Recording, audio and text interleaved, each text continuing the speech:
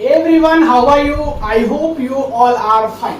So today we are going to start new lecture of polymer chemistry. क्या चीज? New lecture. और आज के क्लास में हम लोग देखेंगे how to find the length of polymer chain. Means किसी भी पॉलीमर चेन का हम लोग लेंथ को कैसे पता करते हैं, कैसे फाइंड करते हैं. तो यही हमारा आज का टॉपिक है. ठीक है, क्योंकि आपके सामने अलग अलग लेंथ का पॉलीमर चेन मिल सकता है, तो उसका हमको लेंथ पता कैसे करेंगे. ठीक, तो देखिए आपके पास ये एक पॉलीमर है. क्या है? पॉलीमर है. पॉलीमर कैसा भी हो सकता है. ठीक है, तो आपको अगर पॉलीमर्स दिख रहा है तो आपको सोचना क्या है कि पॉलीमर्स है मीन्स उसमें बहुत सारा मोनोमर्स होगा. अब ये अगर पॉलीमर्स है तो इसमें कितना मोनोमर्स दिख रहा है आपको? एक ये मोनोमर्स हो गया, एक ये हो गया, एक ये 3, ये 4, 5, 6, 7, 8. मीन्स इस पॉलीमर में 8 मोनोमर्स है. क्या है? 8 मोनोमर्स है. ठीक है, यहां तक कोई दिक्कत नहीं. अब यहाँ पे एक बात और ध्यान से देखिए कि यहाँ पे जितना भी एंगल्स बन रहा है, ये एंगल, ये एंगल, ये एंगल, ये एंगल, सारा का सारा आपका क्या होगा? आर्बिट्ररी एंगल होगा. कैसा एंगल होगा? आर्बिट्ररी एंगल होगा. तो ये सब बातें जानने के लिए आपको बहुत ज्यादा इंपॉर्टेंट है. अब आपको बता रहे हैं कि ये जो पॉलीमर्स है वो आपका रेंडमली कोइल्ड पॉलीमर है या फ्रीली जॉइंटेड चेन बोल सकते हो इसको. ये दो नाम से आप इसको बुला सकते हो. अब इसका हमको लेंथ पता करना है कि पॉलीमर्स का लेंथ कैसे पता करेंगे. तो अगर आपको एक मोनोमर्स का लेंथ पता चल जाए तो आप end to end distance polymers का बता सकते हो. मींस किसी भी एक मोनोमर्स का अगर आपको डिस्टेंस पता चल जाए तो आप इंड टू इंड डिस्टेंस बता सकते हो पॉलीमर चेन का, मींस पूरे पॉलीमर चेन का. तो मान लो कि आपके पास गिवन है एक मोनोमर्स का डिस्टेंस कितना? 5 एंगस्ट्रॉम. तो आपको क्या करना है? पता करना है इसका लेंथ. तो बहुत अलग अलग प्रकार से हम इसको पता कर सकते हैं, डिफरेंट डिफरेंट मेथड से. तो चेन डायमेंशन हम लोग देखते हैं. तो हम लोग फर्स्ट देखते हैं. फर्स्ट क्या है? Counter length. क्या चीज? Counter length. काउंटर लेंथ को ही हम लोग maximum possible end to end distance भी बोलते हैं. तो अगर आपको काउंटर लेंथ नहीं दे करके maximum possible end to end distance दे दे तो आपको कंफ्यूज नहीं होना है. दोनों का मतलब सेम है. Maximum possible end to end distance भी पूछे तो आपको काउंटर लेंथ ही समझ के निकालना है. तो कैसे निकालेंगे काउंटर लेंथ? काउंटर लेंथ निकालने के लिए फॉर्मूला होता है n into L. Capital N into capital N into small l. अब ये कैपिटल N क्या है? Number of monomeric unit. Means जो आपका पॉलीमर चेन है उसमें मोनोमेरिक यूनिट कितना है. तो यहाँ पे आपका मोनोमेरिक यूनिट कितना है? 8. तो वैसे ही अगर कोई भी पॉलीमर चेन रहे तो उसका मोनोमेरिक यूनिट फाइंड करेंगे.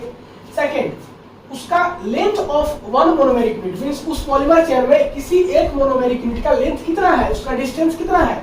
तो यहाँ पे कितना है? 5 एंगस्ट्रॉम. तो आप इसको निकाल सकते हो कि 5 एंगस्ट्रॉम इंटू 8. तो यहाँ से आपका आ जाएगा 40 एंगस्ट्रॉम. ठीक है, ये पूरे पॉलीमर चेन का लेंथ कितना आ जाएगा? 40 एंगस्ट्रॉम. काउंटर लेंथ आप निकाल लीजिए. तो ऐसे गिवन रहेगा तो ये फार्मूला से हम लोग निकाल लेंगे. सेकेंड है आपका रूट मीन स्क्वायर, जिसको कि हम लोग आरएमएस बोलते हैं, इंड टू इंड डिस्टेंस. इसको निकालने का फार्मूला होता है आरएमएस को निकालने का कैपिटल N का रूट इंटू स्मॉल l. ये क्या है? Number of monomeric unit. ये क्या है? Length of one monomeric unit. तो जैसे यहाँ पे अप्लाई किए वैसे यहाँ पे भी अप्लाई आपको करना है. अब आपको बता रहे हैं कि जो आपका एक्चुअल वैल्यू होता है आरएमएस का, ठीक है, actual value of RMS is actually greater than this. यहां से जो आपका आरएमएस निकलेगा, ठीक, और जो एक्चुअल वैल्यू होगा आरएमएस का, मींस जो हम लोग एक्सपेरिमेंट से पता किए हैं आरएमएस का, वो आपका ज्यादा होगा इससे. मींस जो हम लोग एक्सपेरिमेंट से आरएमएस का वैल्यू पता किए हैं वो ज्यादा होगा यहाँ वाले आरएमएस के वैल्यू से. ठीक है, कोई दिक्कत नहीं. तो वही लिखा हुआ है कि actual value of RMS is actually greater than this. ठीक, अब इसका रीजन क्या है? Actual RMS for freely joint chain is greater than calculated from this formula. This is due to, इसी को हम लोग बोलते हैं फ्रीली जॉइंट चेन. तो वही बात बोला है. इसका रीजन क्या है? There is a fix bond angle between the bond. ये बॉन्ड के बीच में एक फिक्स बॉन्ड एंगल होता है जिसको कि हम लोग आर्बिट्री एंगल बोलते हैं. तो पहला रीजन ये है। दूसरा रीजन है there are restrictions to free rotations around bond. आपका बॉन्ड माने रोटेशन नहीं कर सकता है, उसके पीछे कुछ ना कुछ रेस्ट्रिक्शन होगा। तो ये सेकेंड रीजन है कि there are restriction to free rotations, free rotations नहीं हो सकता है बॉन्ड का, इसके पीछे रेस्ट्रिक्शंस है। तो सेकेंड रीजन आपका ये है।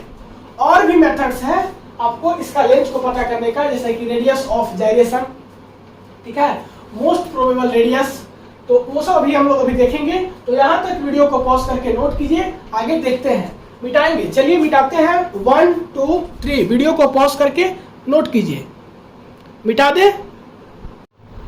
अब हम लोग देखते हैं बाकी जो बचा हुआ है, ठीक है। तो थर्ड है आपका रेडियस ऑफ जाइरेशन, जिसको कि हम लोग आरजी से दिखाते हैं। किससे दिखाते हैं? आरजी से। क्या होता है radius of gyration? Radius of gyration is the root mean square distance. क्या है आपका? रूट मीन स्क्वायर डिस्टेंस है of chain segment from the centre of mass of polymers. तो रेडियस ऑफ जाइरेशन निकालने का जो फॉर्मूला होता है वो होता है जो अभी हम लोग पीछे पढ़े, आरएमएस डिवाइडेड बाय रूट 6 कर दीजिए। क्या कर दीजिए? आरजी निकालने के लिए जो अभी हम लोग आरएमएस निकाले, मींस आरजी निकालने के लिए आपको आरएमएस निकालना जरूरी है। तो आपको आरएमएस निकालिए, उसके बाद फिर उसको रूट 6 से क्या कर दीजिए? डिवाइड कर दीजिए, तो आपका आ जाएगा रेडियस ऑफ जाइरेशन। अब रेडियस ऑफ जाइरेशन और इंट्रिंसिक विस्कोसिटी, इसको हम लोग विस्कोसिटी नंबर भी पढ़ते हैं। क्या पढ़ते हैं?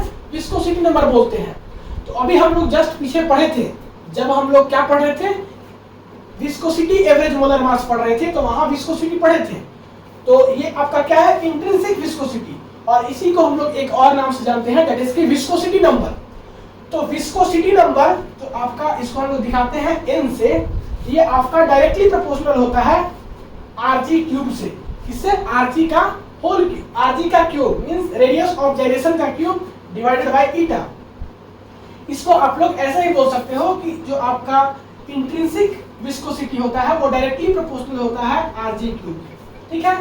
अब हम लोग बात करते हैं नेक्स्ट, दैट इज की फोर्थ, एवरेज डिस्टेंस। इस डिस्टेंस को हम लोग रेडियस भी बोलते हैं, और इसको हम लोग दिखाते हैं आर एवरेज से, ऊपर में एवरेज का साइन लगा देते हैं। आपका एवरेज डिस्टेंस निकालने का क्या फॉर्मूला है? एवरेज डिस्टेंस निकालने का फॉर्मूला है root under 8/3 into root n into L. अब यहाँ पे रूट n क्या है, l क्या है, आपको सारा कुछ मालूम है। नेक्स्ट बात करते हैं फिफ्थ, दैट इज की मोस्ट प्रोबेबल रेडियस। तो मोस्ट प्रोबेबल रेडियस को हम लोग RMP से दिखाते हैं। क्या दिखाते हैं? RMP से। अब RMP means most probable radius निकालने का जो फॉर्मूला होता है वो होता है root 2/3 into root n into L, ठीक है। तो यहाँ पर भी हर एक जगह रूट n l यूज हो रहा है। इसका क्या मतलब है अभी हम लोग उसको देख लिए हैं।